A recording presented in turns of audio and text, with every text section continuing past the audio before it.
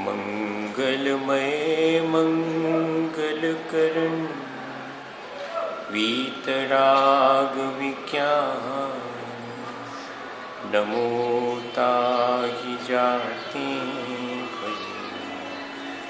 अरहंतादिमः जो विद्यादि सागर सुधी जो विद्यादि सागर सुधी गुरु हैं हितैषी शुद्धात्म में निरत नित्य हितोपदेशी वे पाप ग्रीष्म ऋतु में जल हैं सयाने पूजूं हैं सतत केवल ज्ञान पाने पूजूं हैं सतत केवल ज्ञान पाने। बोले भगवान महावीर स्वामी की, दक्ष लक्षण पर्व की, आचार्य गुरुवर विद्यासागर मुनि महाराज की।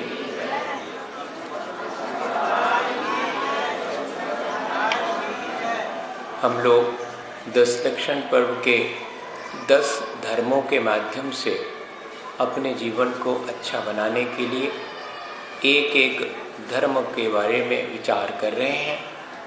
हमने उत्तम क्षमा धर्म पर विचार करते समय ये जाना कि जितना हमारे भीतर सहनशीलता होगी, जितना सहिष्णुता होगी, उतना हम उत्तम क्षमा धर्म धारण कर सकेंगे। ऐसे ही हमें अपने जीवन में यदि मार्दव धर्म अंगीकार करना है तो हमारे भीतर, हमारे व्यवहार में मृदुता, कोमलता या जेंटिलनेस, विनय होनी चाहिए। विनय शिष्टाचार के लिए भी आवश्यक है और हमारे आगे आने वाली पीढ़ी को संदेश भी उससे मिलता है। हम यदि विनयवान हैं तो हमारे आसपास के परिवेश में लोगों के अंदर भी विनय धारण करने का भाव आता है। एक बार 2 भाई आपस में बड़े प्रेम से रहा करते थे। कभी बड़े भाई ने छोटे भाई को डांटा नहीं था, अपशब्द नहीं कहे थे। इस बात का असर उनके बच्चों पर भी पड़ा। बड़े भाई को छोटे भाई दादा कहकर के बुलाते थे। सो एक दिन सब बच्चों ने मिलकर के खेल खेलना शुरू किया कि चलो दादा दादा अपन भी खेल खेलें। तो उसमें से जो एक बड़ा बच्चा था वो दादा बन गया और जो छोटा था वो भाई बन गया छोटा, और खेल उनका चलने लगा। इतने में कुछ गड़बड़ हुई कि दादा बने हुए बड़े बेटे को गुस्सा आ गई। उसने गुस्से में और छोटे भाई को तमाचा मार दिया और अपशब्द भी कह दिए। तो जो छोटा भाई बना था वो बच्चा बोलता है कि खेल तो खत्म हो गया, तुमने ठीक से दादा का पार्ट नहीं किया। उसने कहा है कैसे नहीं किया मैंने दादा का, अच्छे से रोल किया। बोले नहीं, दादा अपने छोटे भैया को मारना तो दूर कभी भी डांटते भी नहीं है, तुम तो हमें डांट रहे हो और मार भी दिया। उन्होंने खेल खेल में भी इस बात का ध्यान रखा कि हमारे बड़े जन छोटों के प्रति सम्मान का भाव रख के, विनय का भाव रख के अपना व्यवहार करते हैं, हमारे इन सब धर्मों का प्रभाव जो हम धारण करते हैं हमारे अपने कल्याण में तो निमित्त है ही, हमारे आसपास के परिवेश में भी उसका प्रभाव स्पष्ट देखने में आता है। यदि हम किसी के प्रति छल कपट का व्यवहार करते हैं, आडंबर और दिखावा करते हैं, तो ज़्यादा छुपा नहीं रहता, वो प्रकट हो जाता है। हमारे भीतर जो सरलता का भाव है वो तो नष्ट हो ही जाता है, लेकिन हमारी प्रामाणिकता और विश्वसनीयता भी समाप्त हो जाती है धीरे धीरे। हम बहुत सारे चेहरे लगा करके जीने के आदी हो जाते हैं। दिखावे का जीवन जीना, बनावटी जीवन जीना, औपचारिक जीवन जीना, ये सब माया कषाय से प्रेरित होकर के अपन करते हैं और अपने ऋजुता या आर्जव धर्म को अपने हाथ से नष्ट कर लेते हैं। सरलता तो हमारा स्वभाव है और हम जो मायाचारी छल कपट सीख लेते हैं वो हमारी वैभाविक विकृत अवस्था है। माया के कई अर्थ हैं। धन पैसे को भी माया कहते हैं। संसार के भौतिक सुखों की बहुत अधिक आकांक्षा होना, मृग तृष्णा को भी माया कहते हैं। भीतर में अगर ग्रंथि है, कॉम्प्लेक्स है, उसे भी अपन माया कहते हैं।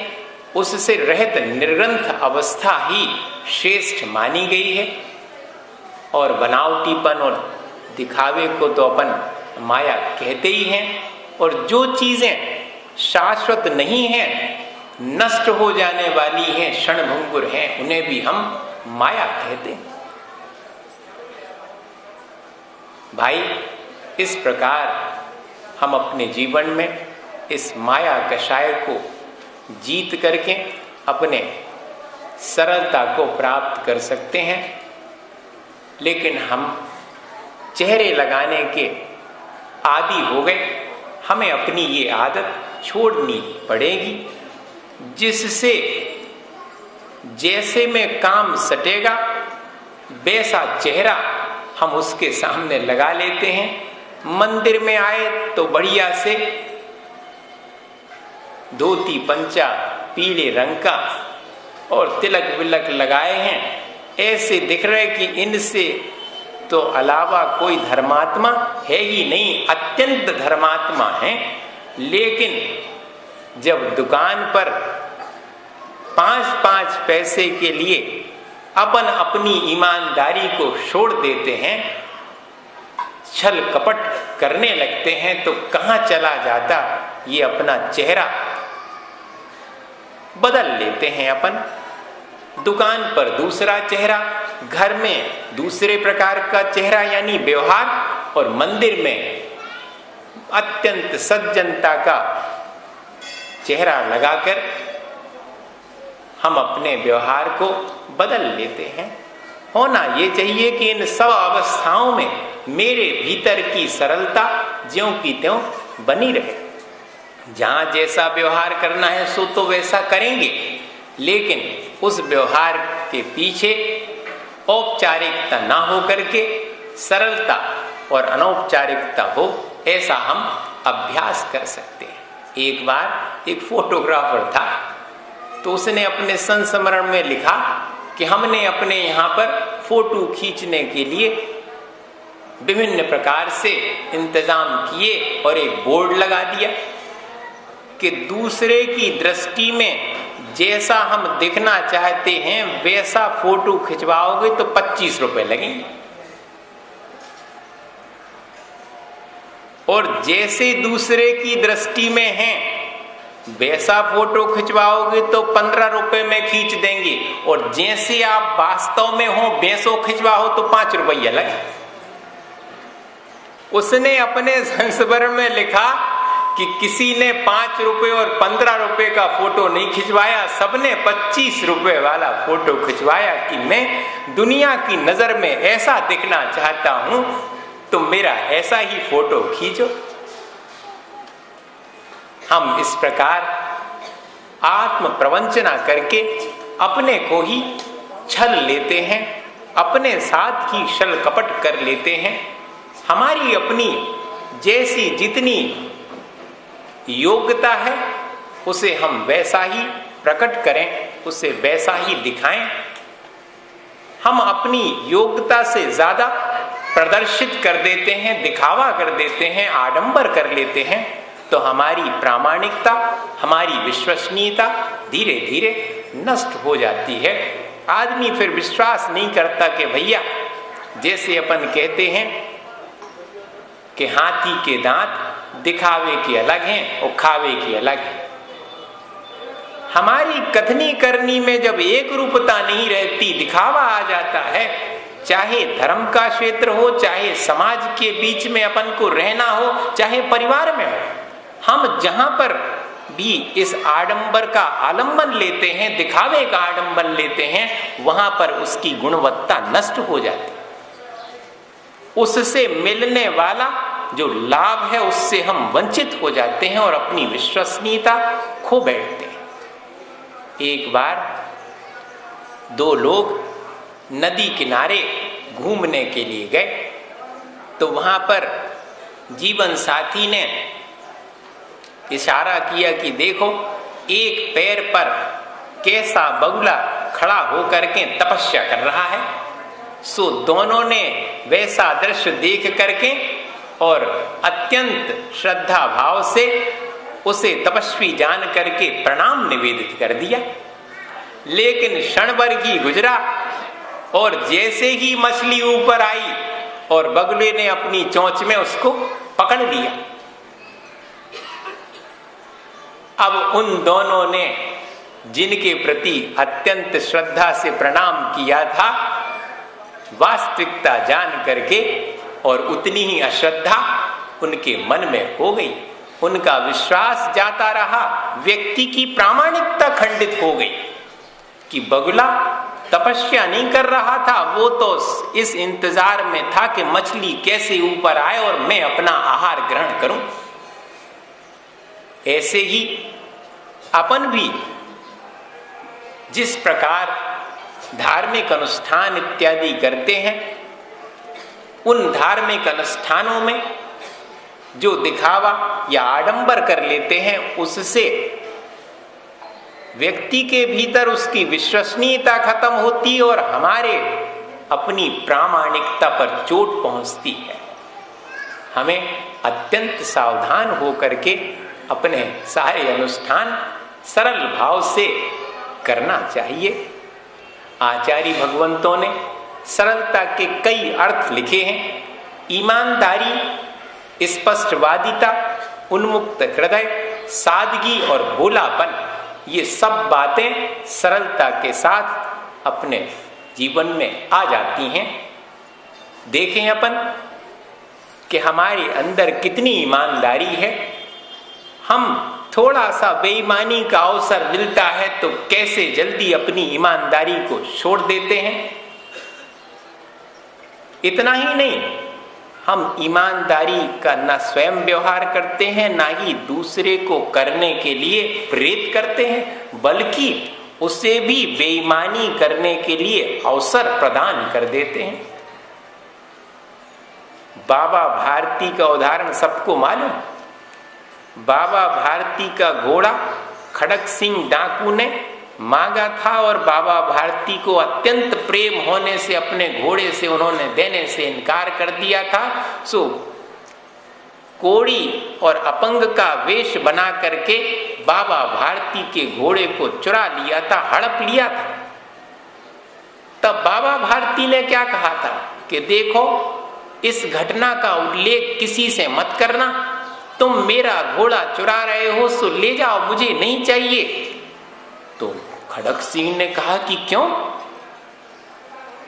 बोले, तुम इस घटना का उल्लेख करोगे तो लोगों का विश्वास ईमानदारी पर से उठ जाएगा लोग दीन दुखी की सेवा और मदद करने के लिए आगे नहीं आएंगे, क्योंकि दीन दुखी का वेश बना करके आपने ठग लिया है। कबीरदास ने लिखा, कबीरा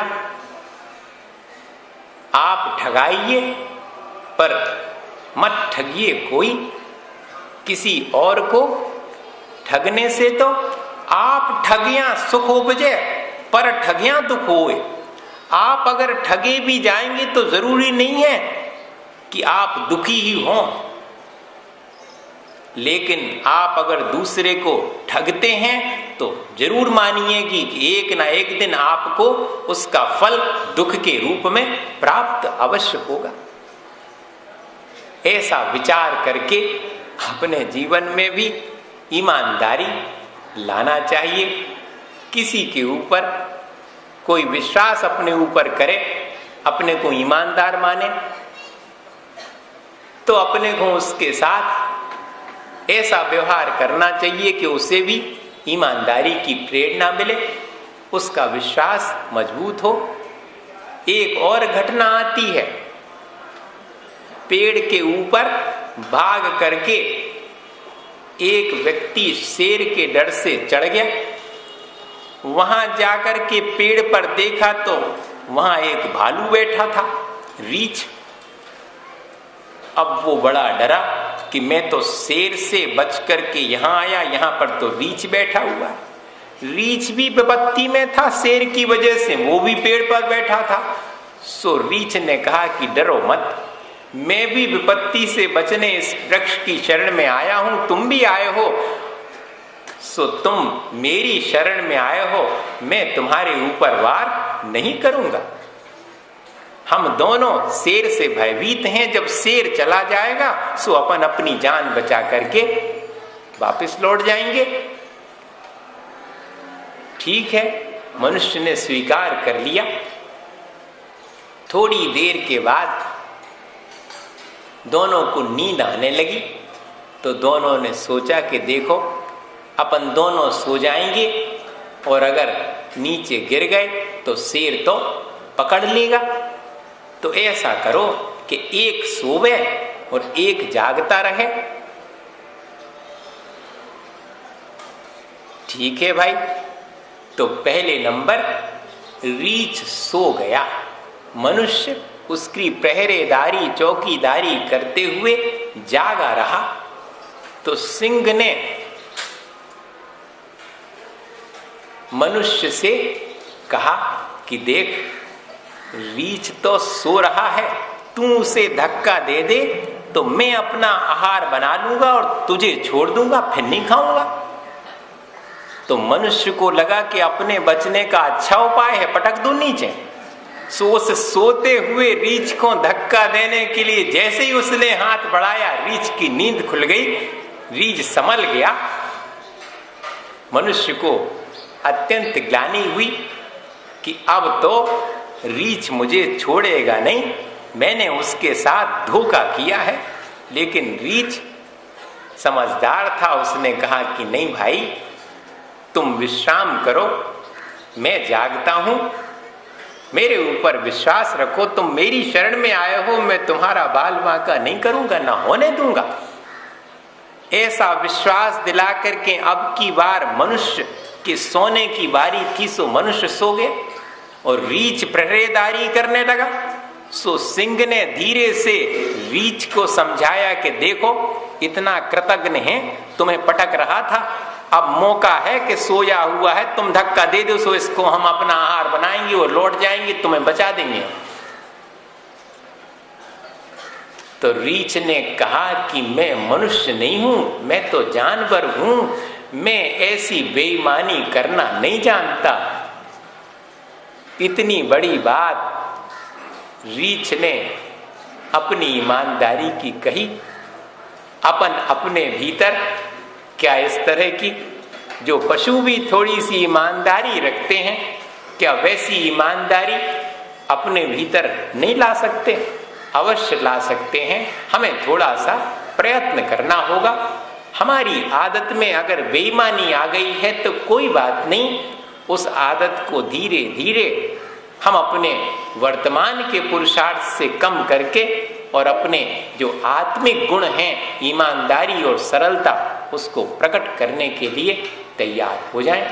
बहुत स्पष्टवादी जो सरल होगा वो स्पष्टवादी होगा। जो चीज जैसी है उसे छिपाएगा नहीं, दुराव और छिपा उसके भीतर नहीं होगा। वो स्पष्ट ही सब चीजों के बारे में अत्यंत ट्रांसपेरेंसी उसके भीतर रहेगी।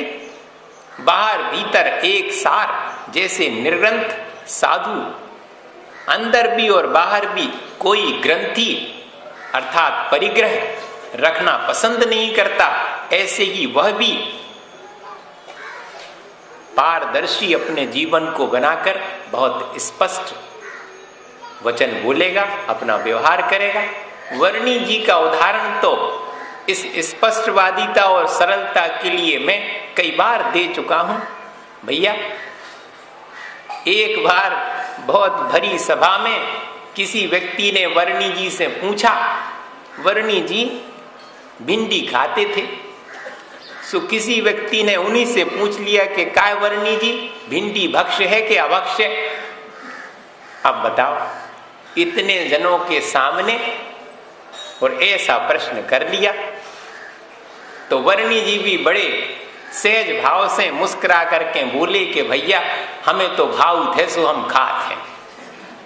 और वर्णी जी खाते हैं इसका मतलब भिंडी अवश्य नहीं है, और अपनी कमजोरी भी बता दी साथ में कि मैं अभी छोड़ नहीं पा रहा हूं। ऐसा बहुत कम ही अपने जीवन में हो पाता है। अपन तो अपने दोषों को दूसरे के सामने प्रकट हो जाएंगे तो बहुत अनादर होगा, ऐसा विचार करके दोषों को प्रकट नहीं होने देते हैं और अपनी प्रशंसा ही लोगों के सम्मुख करते रहते हैं। उन्मुक्त हृदय यह भी सरल व्यक्ति के भीतर ही हो सकता है।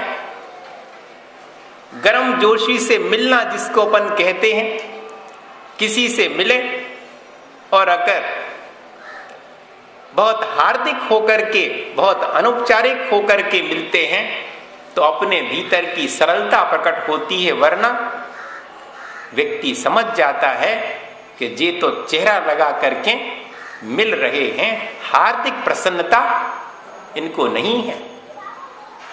लिखा है कि जहां कंचन भी बरसता हो लेकिन अगर कोई अपमान करता हो, नहीं बुलाया हो तो उस घर में प्रवेश नहीं करना। लेकिन अगर कोई सहज रूप से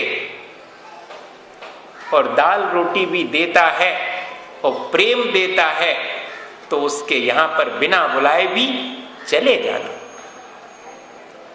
व्यवहार में अपन पहले ऐसा करते थे, आज भी करते हैं, लेकिन अब औपचारिकताएं ज्यादा आ गई। किसी भी क्षेत्र में देख लो, चाहे अपने पारिवारिक संबंधों में देख लो, चाहे सामाजिक संबंधों में देख लो, चाहे अपने धार्मिक रिश्तों में देख लो, सब में भगवान के प्रति अपने मन में श्रद्धा का भाव है सो वो भी औपचारिक हो जाता कई बार कि करने हैं दर्शन सो कर लो। लेकिन जो हार्दिक प्रसन्नता होनी चाहिए वो प्रसन्नता नहीं हो पाती। यशपाल जी अपने जीवन का एक संस्मरण सुनाते हैं, अब तो नहीं रहे, उन्होंने सुनाया था कि वो गांधी जी से मिलने दिल्ली गए और अपने साथ में अपनी 4 वर्ष की छोटी सी बेटी को गोद में लिए गए। उसका भी बहुत मन था कि मैं बापू से मिलूं, पहचानते थे बापू से, वो भी जानती थी। 1000 लोग जो सत्याग्रही थे वो बापू के आगे पीछे चल रहे थे, बीच में भीड़ से घिरे हुए बापू चले जा रहे हैं। यशपाल जी अपनी बेटी को गोद में लिए रास्ते के किनारे, बहुत भीड़ है सो चुपचाप खड़े हैं कि गांधी जी से तो मिलना संभव नहीं इतनी भीड़ में। लेकिन बापू का ध्यान भीड़ में खड़े हुए यशपाल और उनकी बेटी की तरफ चला गया। सारी भीड़ को चीर करके हटा करके वो यशपाल जी के पास आए और उस 4 वर्ष की बेटी को ऐसा जैसे अपन बड़े लोग बच्चों को डरवाने के लिए और ऐसा चेहरा बना करके हो कर देते हंसाने के लिए, तो वैसा ही उतनी भीड़ में उतने लोगों के बीच में भी उस बेटी की प्रसन्नता के लिए उसे भी चिढ़ा दिया।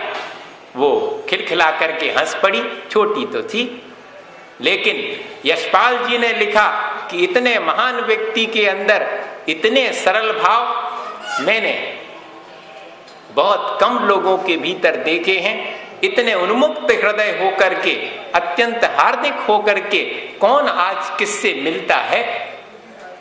क्योंकि भीतर में कहीं अगर सरलता होगी तो ही मिल पाएंगे। और सीधा सादा जीवन जीता है जो व्यक्ति, वही सरल हो सकता है। आज अपन देखें, अपन जाकर के अपने जीवन को अपने घर में कि कितना आडंबर और किस प्रकार का अपन ने अपने जीवन को पराधीन बना लिया है। छोटी छोटी सी चीजों के अपन आश्रित हो गए। अत्यंत सादगी पूर्वक सीधा साधा जीवन अपन नहीं जी पाते, और साथ ही भोलापन जैसा बच्चों में होता है वैसा बड़े होने पर, ज्ञान आने पर कहां चला जाता है, कहां सादगी चली गई, कहां भोलापन चला गया। क्योंकि हम तो ज्ञानवान हो गए, पढ़े लिखे हो गए, बड़े हो गए। ए भैया, सब कचू हो जाओ, मनो आदमी बने रहो। आप डॉक्टर हो, इंजीनियर हो, दुनिया भर के जितने हैं सब हो, लेकिन आप पहले आदमी हो। सो आदमियत बनी रहे, ये गुणवत्ता हमारे भीतर सरलता की बनी रहे, ये हमारा ध्यान हमेशा बना रहना चाहिए। चाहे कितना भी बड़ा, कितने भी बड़े पद पर पहुंच जाऊं, कितनी भी संपत्तिवान हो जाऊं, मेरे भीतर जो गुणवत्ता है वो नष्ट नहीं हो। मेरे भीतर जो भोलापन है, इनोसेंट जिसको अपन बोलते हैं, जैसे बच्चों को अगर पिताजी किसी से मिलना पसंद नहीं करते और वो व्यक्ति दरवाजे पर आया है तो क्या कह देते पिताजी अपने बच्चे से कि जाओ के आओ कि पापा जी नहीं है। तो बेटा भी जाकर के सीधा यही कह देता सामने वाले से कि पिताजी कह रहे हैं कि पिताजी है नहीं है, घर है।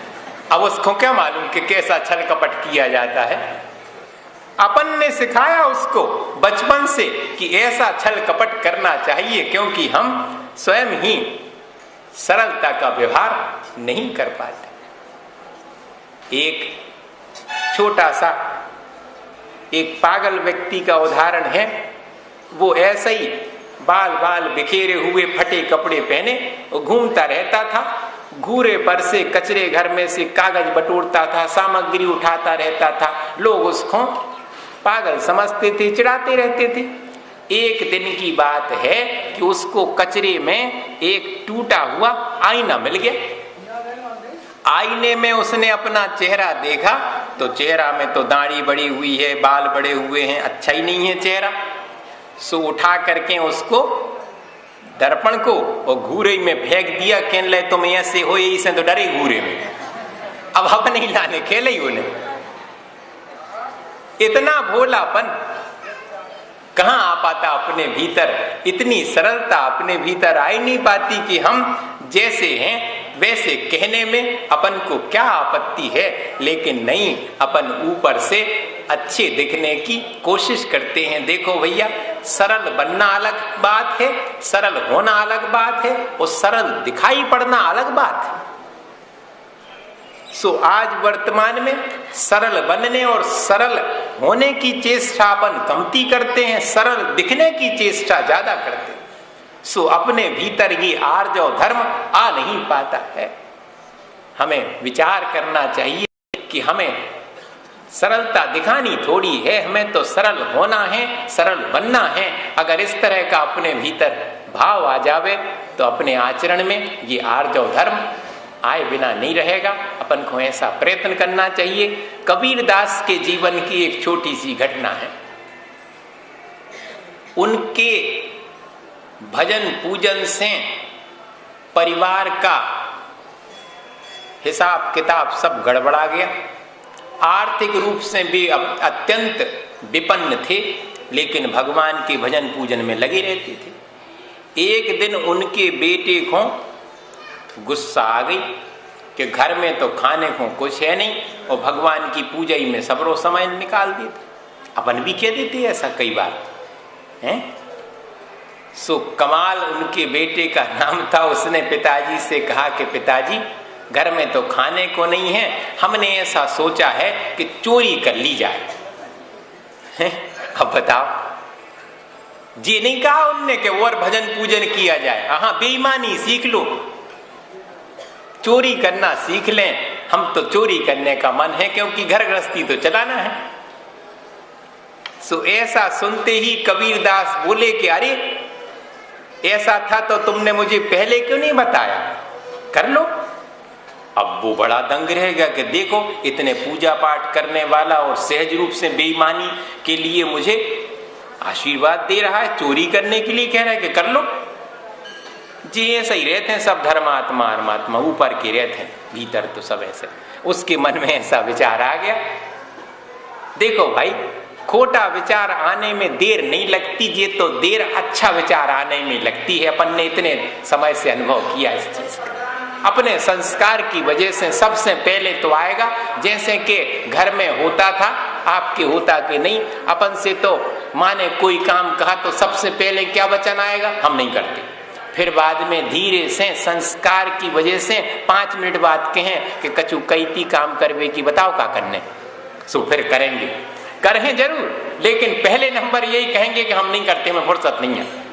तो पहले नेगेटिव अपने थॉट्स आए बिना नहीं रहते हैं।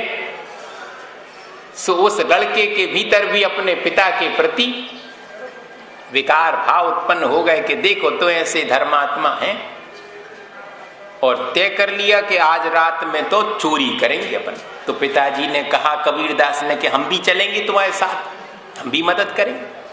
सो गए भैया।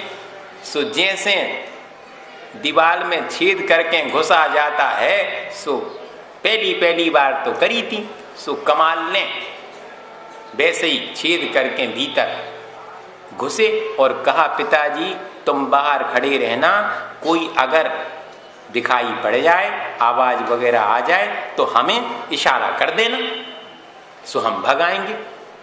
ठीक है भाई।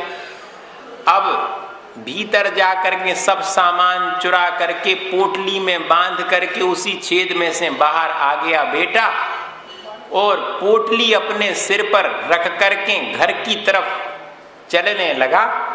तो कबीरदास क्या कहते कि क्यों भाई, सामान तो उनके घर का ले चल रहे हो, उनसे बताई कि नहीं बताई, न सुबह ने परेशान नहीं उठे सो।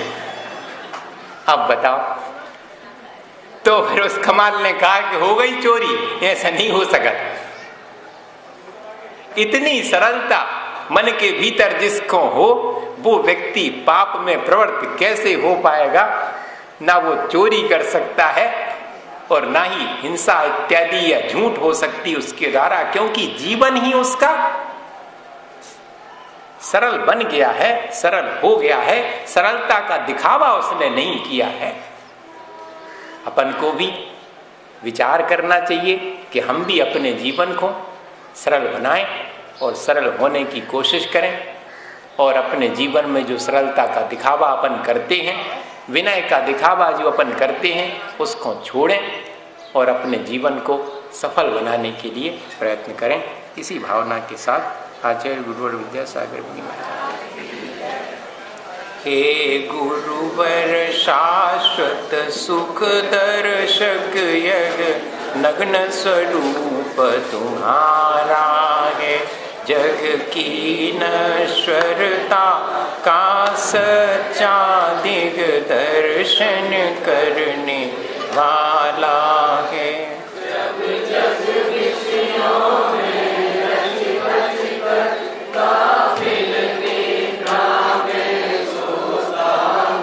अथवा वह शिव के निष्कंटक पथ में विषकंटक होता हो।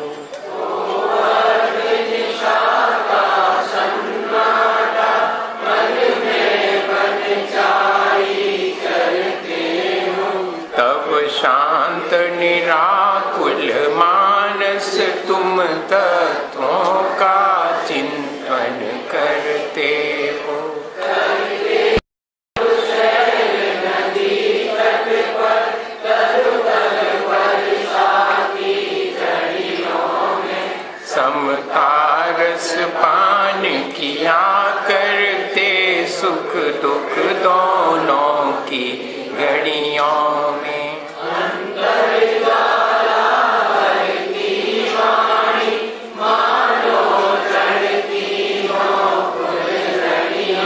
भवबंधन तड़ तड़ टूट पड़े, खिल जावे अंतर की कलियां।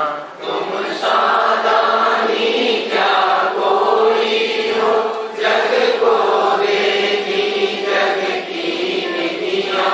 दिन रात लुटाया करते हो, शम शम की अविनश्वर मणियां।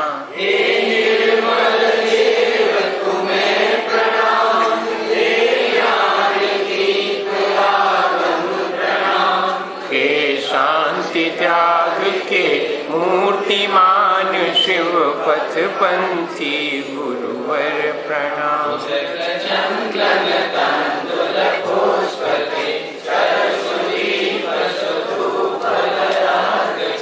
सबल मंगल गान रवा कुले, जिन कहे मुनिराज मगम। काश वेखो आपा पर भास, वेखो भानु शिव खानी है।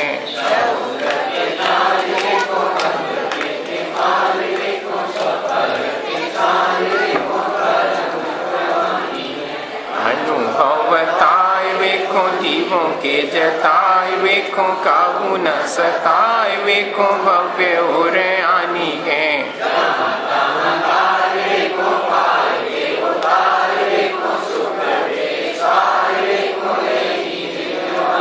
जावाणी के ज्ञान ते सूझे लोकालो, सुवाणी मस्तक नमो सदा दे तुम।